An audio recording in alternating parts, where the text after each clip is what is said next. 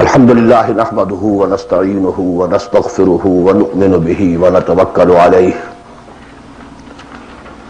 ونعوذ بالله من شرور أنفسنا ومن سيئات أعمالنا من يهده الله فلا مضل له ومن يضلله فلا هادي له ونشهد أن لا إله إلا الله وحده لا شريك له ونشهد أن سيدنا ومولانا محمدا عبده ورسوله أرسله بالهدى ودين الحق ليظهره على الدين كله وكفى بالله شهيدا فصلى الله عليه وعلى آله وأصحابه وسلم تسليما كثيرا كثيرا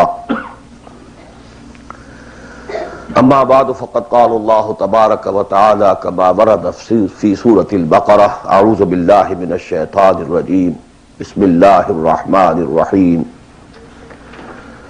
يا ايها الناس اعبدوا ربكم الذي خلقكم والذين من قبلكم لعلكم تتقون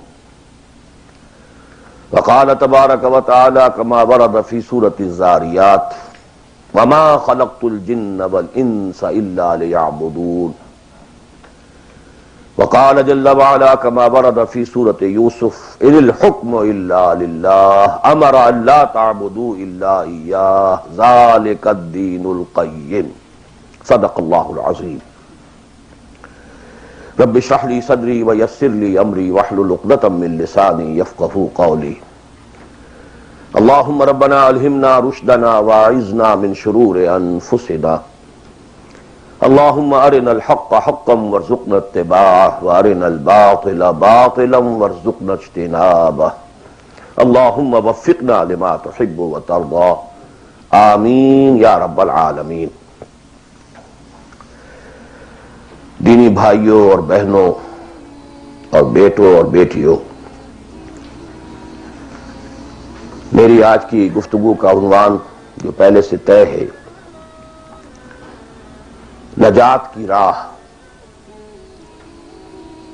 لیکن میں آج چاہتا ہوں کہ جو دعائیں میں عام طور پر اپنی گفتگو کے شروع کرنے سے پہلے مانگا کرتا ہوں،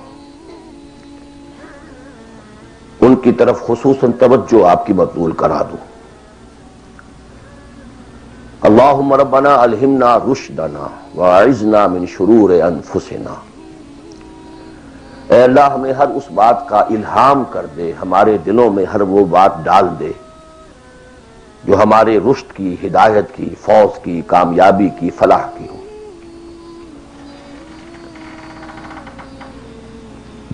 اللہم ارنا الحق حقا وارزقنا اتباعہ۔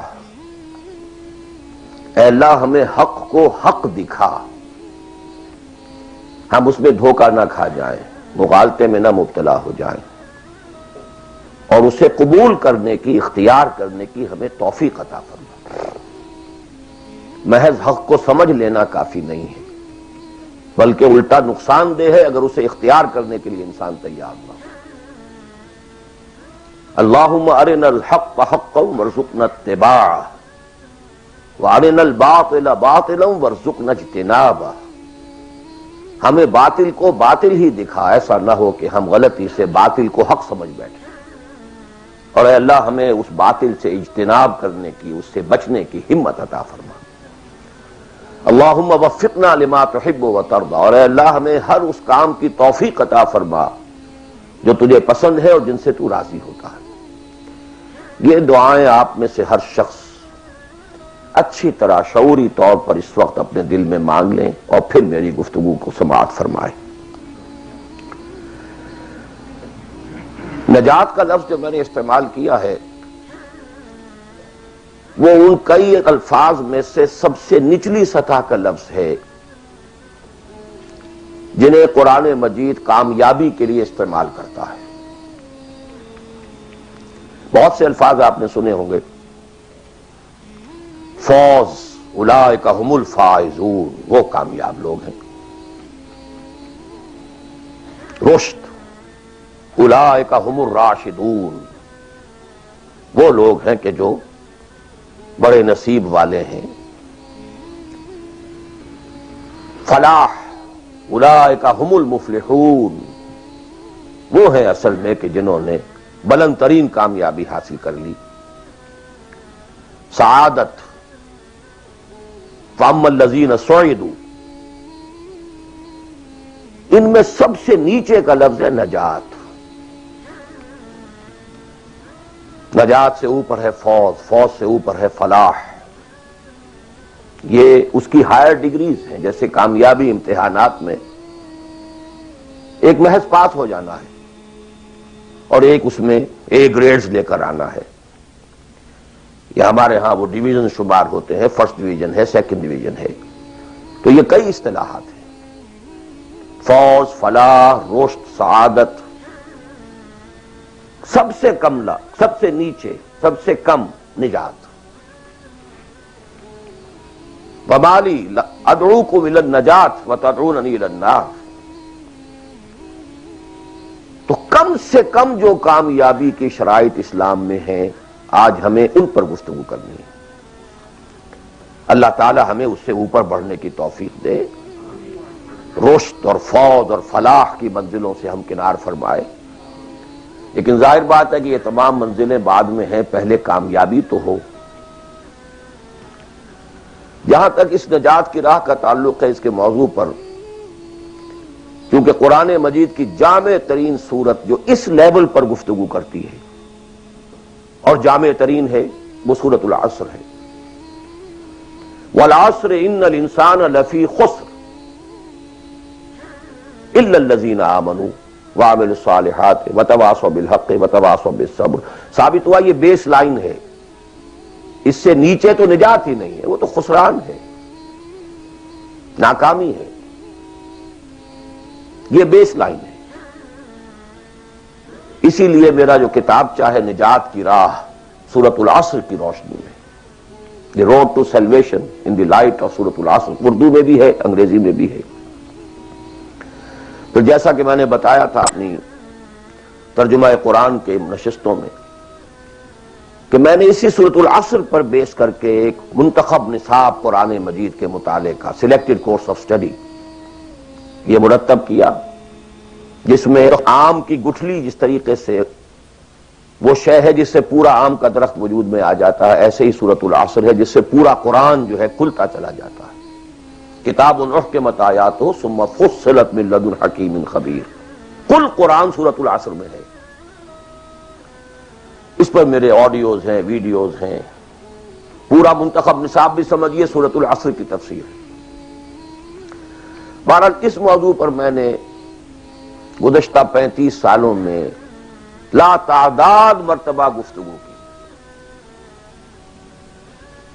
لیکن آج میں ذرا ایک مختلف زاویے سے، مختلف اسلوب میں، باتیں وہی، حق تو ایک ہے، جہنم ایک ہی ہوگی، اس کے اندر داخلے کے دروازے لہا سبعۃ ابواب. جنت ہے، اس سے داخلے کے دروازے مختلف ہیں. حق ایک ہے، لیکن اپروچ، اس تک جانے کے لیے راستے ہیں بہت سے.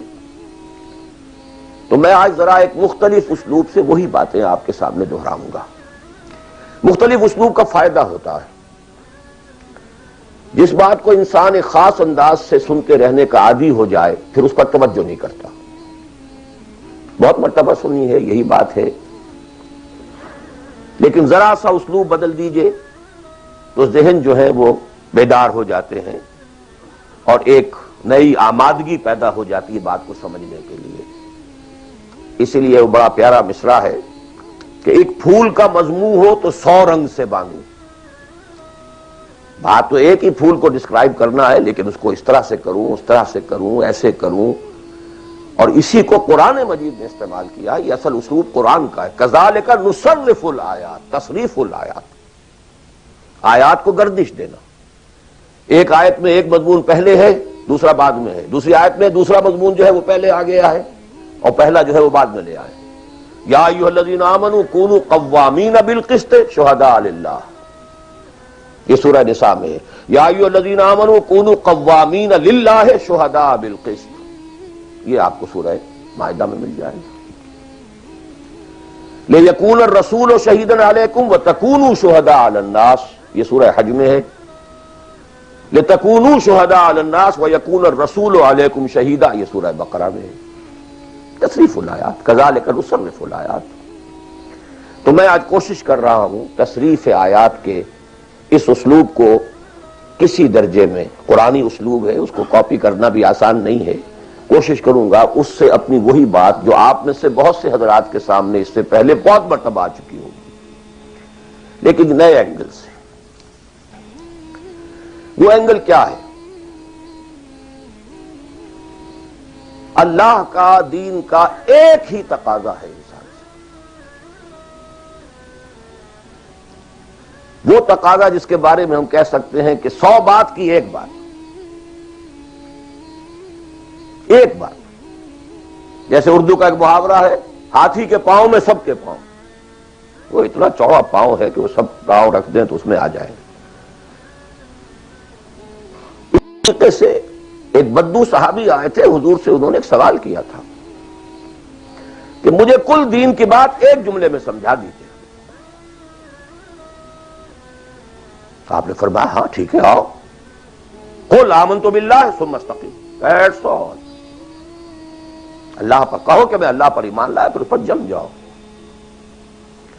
اسی طرح آج میں آپ سے دین کا کل تقاضا، اللہ کا کل مطالبہ، اور میرے ذہن میں وہ آیت آ رہی ہے کلا لما یقض ما امرہ، ہم نے ایک ہی تقاضا انسان سے کیا، اس نے اس کو پورا نہیں کیا۔ اور میرے ذہن میں اس وقت ایک سین آ رہا ہے، وہ جو پکچر بنائی گئی تھی حضور کی سیرت پر، the messenger of Allah, the messenger of God perhaps,